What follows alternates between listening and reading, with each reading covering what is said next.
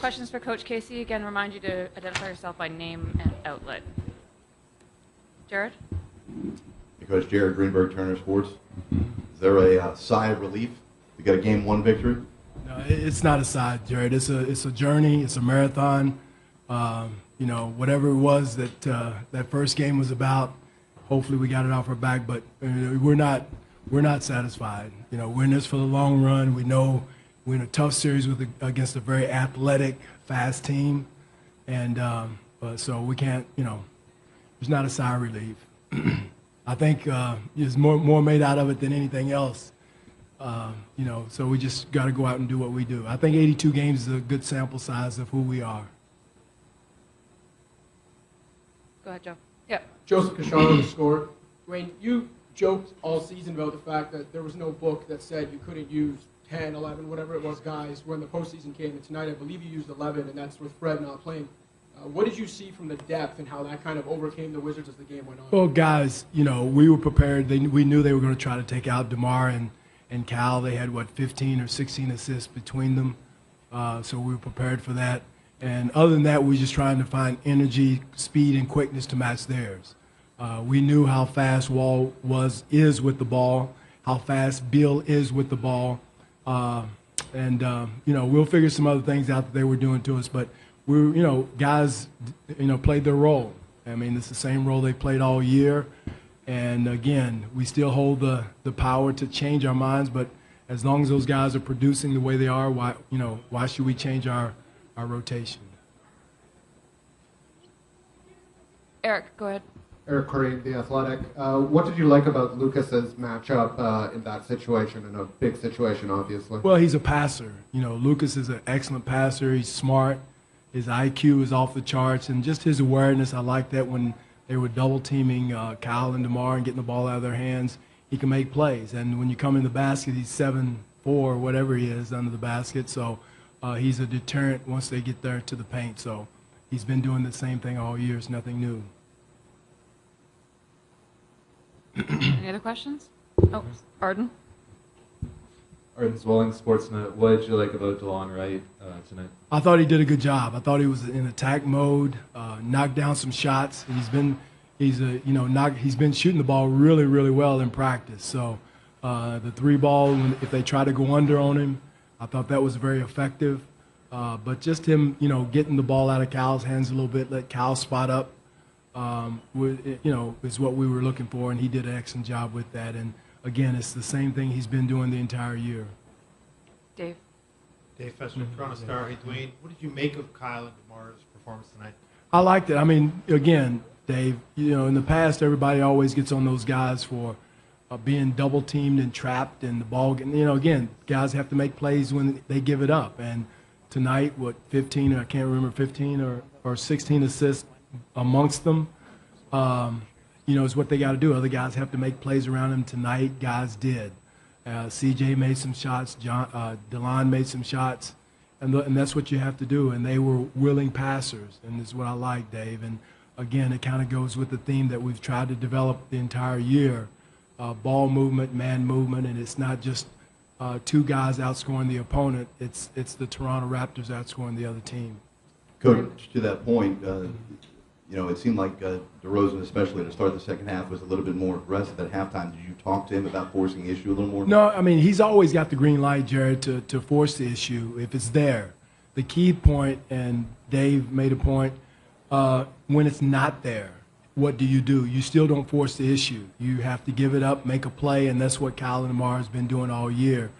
Different than last year. If this was last year, they would have been feeling the pressure of having to score and put all the burden on their backs. And tonight, I didn't feel that tonight. Any other questions? At the back, Scott. Scott? Scott Simpson, the National Post. Dwane, how did you feel at halftime? I mean, you guys were trailing again. Did you feel like the game was going the Felt way great. Felt lovey-dovey. I mean, I was happy as a lark. No, it's one of those things, Scott, that you feel the angst a little bit. We weren't playing well defensively, I thought. I mean, they were shooting at a high rate the entire game, still ended up at 47%. I was more concerned about that than anything else. And I thought we missed some easy plays, missed some easy shots in the first half. So nervous, but not out of whack. So, but again, confident that we've been in that position before, and I knew guys would come out and play harder in the second half. Not harder, but a little bit smarter, make plays in the second half. So, nothing any different than if we were up. I've probably been more nervous if we were up 10. Mike? Dwane, Michael Grange from Sportsnet. I mean, early on it was pretty clear what they were going to do defensively. They were going to force your guys to move the ball, force secondary guys to make plays. How did you feel about how you guys responded to that? I thought they did well. I thought DeMar and Cal did a good job of taking what the game gave them. I thought they were a little bit more aggressive coming out after the half because the game gave them that. They kind of eased back a little bit on the double teams to start the third quarter. But again, once they were double teamed or corralled, they were mixing up the blitzes and corrals at the same time. I thought they did a good job of making plays. So that's, again, I think it's consistent of what we've been trying to do the entire year, is move the ball and set up other people and trust other people to make plays when they were trying to take those two out, and they did. We knew they've done it all year, all 4 games. It's consistent how they played us. A couple other things they did we're going to work on tomorrow, but nothing. They didn't surprise us with anything that they did. Scotty's a good coach. I'm sure they're going to make some adjustments, and we've got to be prepared for that. And we'll make some adjustments on some of the things they tried to do to us defensively. At the very back? How did you feel about Ibaka's game today? Serge is huge. I always thought that Serge was going to be the X factor with his shooting. When they double-teamed Cal and DeMar, his three-point shooting is huge. His spacing the floor. He and CJ both made shots, and that's what they were brought here for, and they're definitely a weapon. And I thought he had a huge block there at the end of the game, and that's another thing he gives us, too, a deterrent at the rim. He and Lucas did a good job of protecting the basket down the stretch, and that's exactly what we need them to do. And, if they're going to double team him, let's bring it on, and we have to embrace it and attack it. Stephen? Coach, Steve Brotherston, Pro B-Ball Report.